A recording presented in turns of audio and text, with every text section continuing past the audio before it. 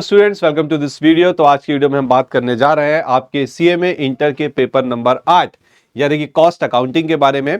और उसके अंदर कौन से ऐसे इंपॉर्टेंट टॉपिक्स हैं, कौन से ऐसे इंपॉर्टेंट चैप्टर्स हैं, ठीक है, जो आपको आपके एग्जाम में अच्छा स्कोर करने में मदद कर सकते हैं, हम उसके बारे में बात करेंगे। ठीक है, हर स्टूडेंट चाहता है कि मैं कोई पता हो कि कौन से ऐसे चैप्टर्स टॉपिक्स हैं मेरे सिलेबस के अंदर जिन्हें मुझे पहले करना चाहिए ताकि मैं एग्जाम में अच्छा स्कोर कर सकूं।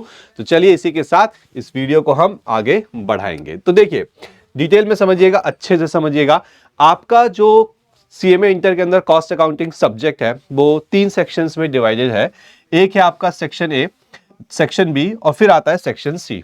ठीक है, सेक्शन ए की जो वेटेज है वो है 40% की, सेक्शन बी की वेटेज है 30% की और सेक्शन सी की भी वेटेज है 30% की। कुल मिला के हो गया आपका पूरा का पूरा 100%। अब एक चीज समझो, सेक्शन ए की आप देख सकते हो कि वेटेज सबसे ज्यादा है, तो इसका जो सिलेबस भी है वो सबसे ज्यादा है, कंटेंट बहुत ज्यादा है।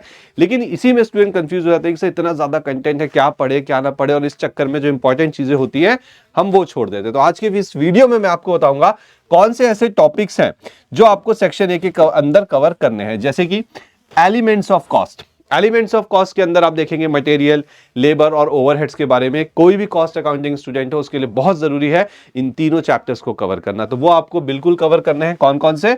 एक हो गया मटेरियल, एक हो गया लेबर और एक हो गया आपका ओवरहेड चैप्टर। उसके बाद CAS यानी कि कॉस्ट अकाउंटिंग स्टैंडर्ड्स की बात कर रहा हूं। आपकी सिलेबस में कॉस्ट अकाउंटिंग स्टैंडर्ड्स है, बिल्कुल देख के जाइएगा, आपको कॉस्ट अकाउंटिंग स्टैंडर्ड्स अच्छे से आने चाहिए। उसके बाद आपके सिलेबस में एक रिकंसिलेशन का टॉपिक है, कैसे हम फाइनेंशियल जो प्रॉफिट होता है उसको कॉस्टिंग के प्रॉफिट से रिकंसाइल करते हो, वो रिकंसिलेशन आपको बहुत अच्छे से आना चाहिए। एग्जाम का एक फेवरेट टॉपिक भी है ये। ठीक है, तो सेक्शन है जिसकी वेटेज 40% है, उसमें ये जो 3 टॉपिक्स आप देख रहे हो, देखो बोलने को 3 है लेकिन एलिमेंट्स ऑफ कॉस्ट के अंदर मैंने क्या बोला, मटेरियल, लेबर, ओवरहेड्स आपको करना है, तो 3 उसके अंदर चले गए।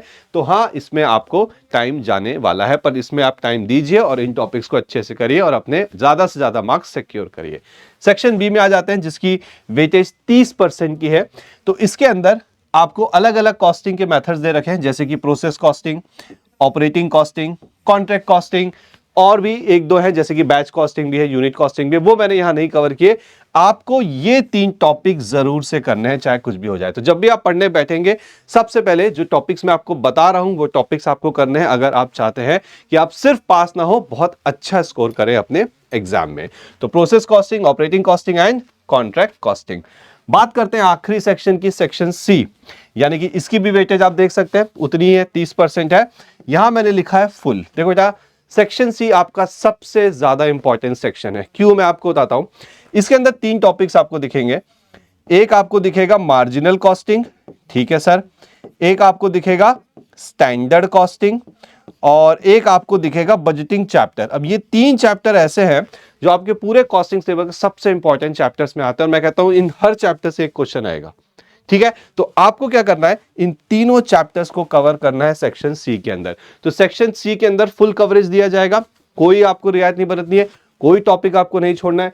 सेक्शन बी के अंदर जो 3 टॉपिक्स मैंने बताए वो कवर करो, सेक्शन ए के अंदर जो टॉपिक्स मैंने बताया वो कवर, और एग्जाम में सिर्फ पास नहीं, बहुत ज्यादा अच्छे मार्क्स लेके आओ। तो आई होप ये जो टॉपिक्स मैंने आपको बताए हैं ये आपकी नोटबुक में आपने अभी तक लिख लिए होंगे, अच्छे से समझ लिया होगा और आप इसी के अकॉर्डिंग अपनी स्टडीज अब कंटिन्यू करेंगे। तो अगर आपको ये टॉपिक समझ में आए हैं, आपको वीडियो पसंद आया है, तो जल्दी से इस चैनल को सब्सक्राइब कीजिए और वीडियो को भी लाइक कीजिए और ज्यादा से ज्यादा फ्रेंड्स के साथ शेयर करिए ताकि सबको इसका बेनिफिट हो सके। Thank you very much.